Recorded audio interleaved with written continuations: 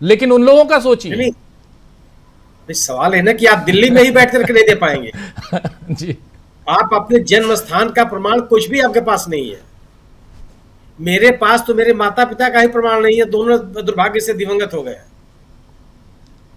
और कोई तरीका यह निर्वाचन आयोग बता दे कि कौन सा तरीका है जिससे आप ये प्रमाण पत्र प्राप्त कर सकते हैं, वो भी नहीं बता रहा है ये। और आपने कहा कि बीजेपी क्यों नहीं सक्रिय है, तो बीजेपी को पता है कि वो अपने मतदाताओं को अपने में जोड़ लेगी। उसी को इन डॉक्यूमेंट्स को हम आप बैठ के जांचेंगे नहीं, कोई इसमें थर्ड पार्टी नहीं है। ये जो बीएलओ हैं, ये लोग हैं, ये उनसे उनसे अपना ये काम करा लेंगे कि जो उनके मोहल्ले का जो उनका वोटर है वो लिस्ट में रहेगा, जो नहीं है वो नहीं रहेगा। हमको बीएलओ को देखना है कि जो आपने डॉक्यूमेंट दिया है वह मान्य है या नहीं है, या एज पर रिक्वायरमेंट है या नहीं है। हमारे आपके द्वारा दिए गए डॉक्यूमेंट को नहीं मानेगा, मेरे द्वारा दिए डॉक्यूमेंट को मान लेगा जी। इसको लेकर के वो मुतमईन है। सवाल इस बात का है कि जो तरीका कि किसी एक दल विशेष का सवाल नहीं है, आपने ये पूरी तरह से गैर संवैधानिक काम है। निर्वाचन आयोग का जिम्मेदारी नागरिकता की पहचान करना नहीं है। नागरिकता की पहचान के लिए सरकारी एजेंसी जिम्मेदार है। निर्वाचन आयोग की जिम्मेदारी स्वतंत्र रूप से, तटस्थ रूप से, पारदर्शी तरीके से चुनाव करवाने की है। ये कोशिश करने की है कि जितने भी अहर्ह मतदाता हैं वह मतदाता सूची में हों। यह कोशिश करनी है कि मतदाताओं को एक सुरक्षित वातावरण में मतदान करने का अवसर प्राप्त हो। उसको केवल ये जानने का अधिकार है कि वह जो मतदाता है वह इस इलाके का रहने वाला है या नहीं है, और वह उसकी जन्म तिथि के अनुसार वह 18 साल का हुआ है कि नहीं हुआ। जिस देश में मतदाताओं की संख्या बढ़ाने के लिए 21 साल से घटा करके मतदान की उम्र 18 साल की गई, उस देश में यह कोशिश की जा रही है कि मतदाताओं के नाम कैसे कट जाए।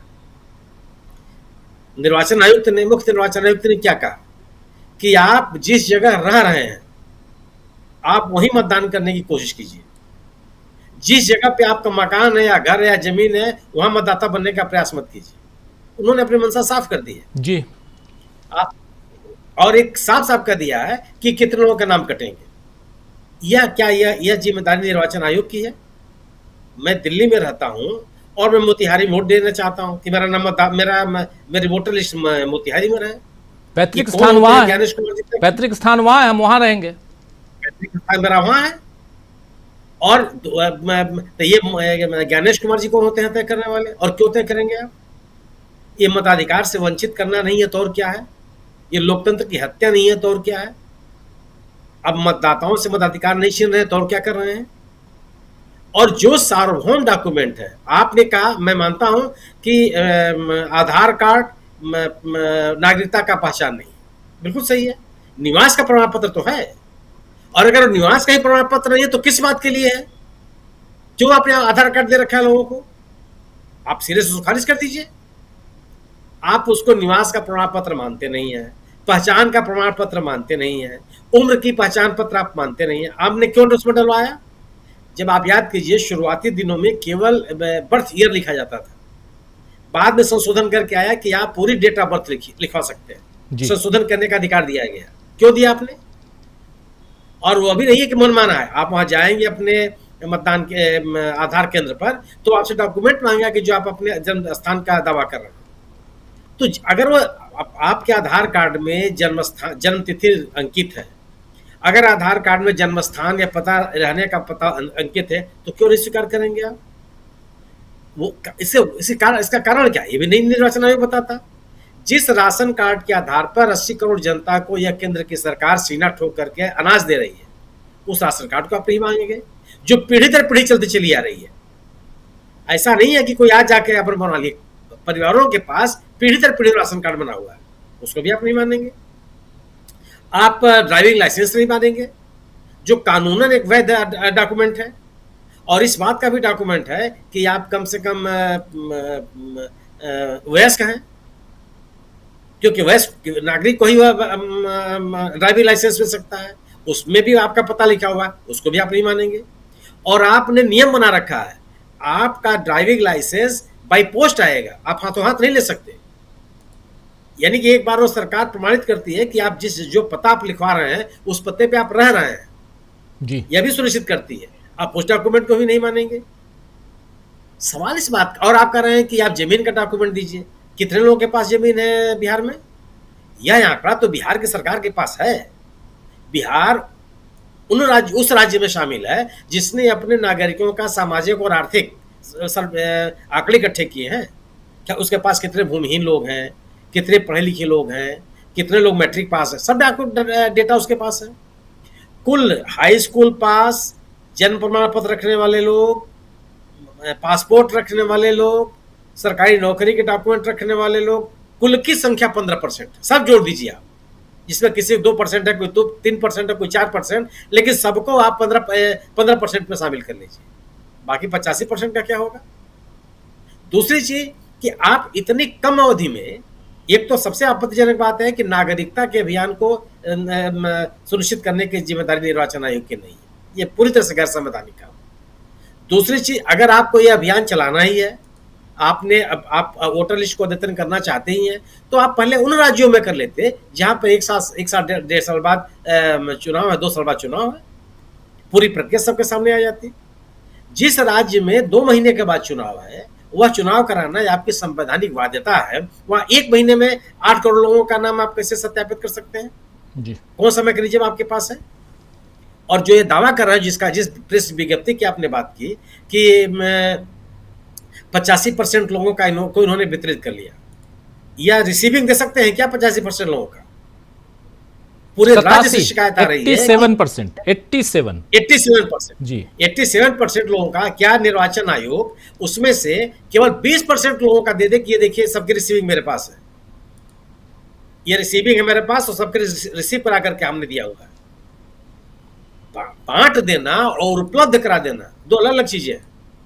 आप ये अखबारों में रिपोर्ट है, और आप बात करके देख सकते हैं कि बीएलओ कह रहा है कि हमको कम संख्या में वो ये फार्म दिए जा रहे हैं। नियमानुसार 2 फार्म होने चाहिए एक मतदाता के पास। एक पर रिसीविंग आपको देनी है, जो आप उसे रिसीव कराएंगे, और एक अपने पास रखेंगे। कितने लोगों को आपने दो दिया? यह शिकायत मुख्यमंत्री तक के निर्वाचन क्षेत्र में है। तो यह बिहार में जो चुनाव कराने की कोशिश की जा रही है, जिस तरीके से निर्वाचन आयोग विपक्षी दलों से मिला है, घोर आपत्तिजनक है। इन शिकायतों के साथ निर्वाचन आयोग के से व्यवहार की नहीं की जाती। आप अगर आपके काम निर्वाचन करवाने की है, और निर्वाचन से जुड़े हुए जो स्टेक होल्डर्स हैं उनसे ही आपका संवाद नहीं होगा, तो किससे संवाद होगा? जी, किसके लिए काम कर रहे हैं आप, और क्यों कर रहे हैं? सार्वजनिक पैसे से इतनी बड़ी व्यवस्था क्यों चला रहे हैं? फिर तो इसको आउटसोर्स कर दिया जाए। आप और आप कह रहे हैं कि केवल पार्टी के अध्यक्षों से मुलाकात होगी, तो फिर एजेंट किस बात के लिए होते हैं? एजेंट का प्रावधान तो निर्वाचन आयोग ने कर रखा है। पार्टी का संगठन किस बात के लिए होता है? क्या निर्वाचन आयोग अगर किसी पार्टी का चुनाव न हो, उसका संगठन न खड़ा हो, उसको काम करने देगा क्या? क्या नियमानुसार आवश्यक नहीं है कि आपके पास एक संगठन होना चाहिए, उस संगठन का चुनाव होना चाहिए, समय समय पर चुनाव होना चाहिए, उसकी जानकारी आपको निर्वाचन आयोग को देना है, और आप कहते हैं कि पार्टी के अध्यक्ष से मिलेंगे? तो ये जो संगठन बनाने का काम है, उससे आप राजनीतिक दलों को मुक्त कर देंगे। कौन सा तरीका आपने अपना लिया है? आप निर्वाचन की प्रक्रिया को बेहतर करना चाहते हैं, आप निर्वाचन की प्रक्रिया में जितने मान्य लोग हैं उनकी संख्या बढ़ाना चाहते हैं, या किसी एक दल विशेष को सत्ता सौंपना चाहते हैं? ये बड़ा सवाल है। अगर आप निर्वाचन आयोग के रूप में अगर आपकी जिम्मेदारी बनती है, आपकी ये जिम्मेदारी बनती है कि मतदाता सूची में सभी मतदाताओं के नाम शामिल हो, और यह तरीका आपको अपनाना होगा कि अगर केवल 2 चीजें आप प्रमाणित कर दें, ये डॉक्यूमेंट जो मान्य डॉक्यूमेंट है उसको आप नहीं स्वीकार करेंगे, ये नियत सही से समझे। और इस बात को निर्वाचन आयोग कह भी रहा, आपने किस गणना के आधार पर बता दिया कि 2 करोड़ लोगों के नाम कटेंगे? कौन सा जादू आपके पास है? पीसी सरकार ने कौन सा आपको कुछ जादू सिखा दिया कि 2 करोड़ लोगों का नाम कट जाएंगे? क्यों कटेंगे भाई?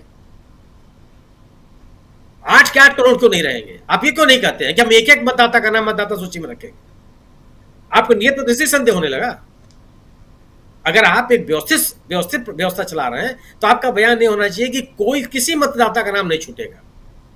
अगर किसी को समस्या आएगी तो निर्वाचन आयोग उसको सहायता पहुंचाएगा, हर तरह के सहयोग निर्वाचन आयोग के द्वारा दिए जाएंगे। आप बयान इस तरह क्यों नहीं देते?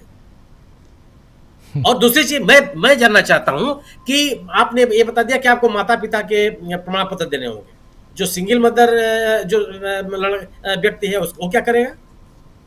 जो अनाथालय में पला हुआ है उसका क्या होगा? जो बचपन में ही अपने माता पिता को खो दिया उनके वो कहां से लाएगा? जिसको पड़ोसियों ने पाल पोस के बड़ा कर दिया उसका क्या होगा? उनको मतदान से वंचित कर देंगे आप? इस बात के लिए आप बने हुए हैं। आप एक जिम्मेदार निर्वाचन आयोग का यह वक्तव्य हो कि एक एक मतदाता मतदान की प्रक्रिया में भाग लेगा, कोई मताधिकार से वंचित नहीं होगा। इतने सवालों से जो काम सुनील जी, इतने सवालों के बीच एक सवाल और कर दीजिए। सब लोग मिलके ये कहें कि ज्ञानेश कुमार जी, आप अपने माता पिता का जन्म प्रमाण पत्र दिखा दीजिए। आप अपना और नहीं, राजीव जी जन्म प्रमाण पत्र तो मिल जाएगा, जन्म स्थान का प्रमाण पत्र, जन्म स्थान का, जी जन्म स्थान का, किस जगह पैदा हुए, जन्म स्थान का, बिल्कुल जन्म स्थान का प्रमाण पत्र। अगर वो बनवा दे तो हर नागरिक बनवा लेगा नियमानुसार। हाँ, अगर वो बनवा, बिल्कुल।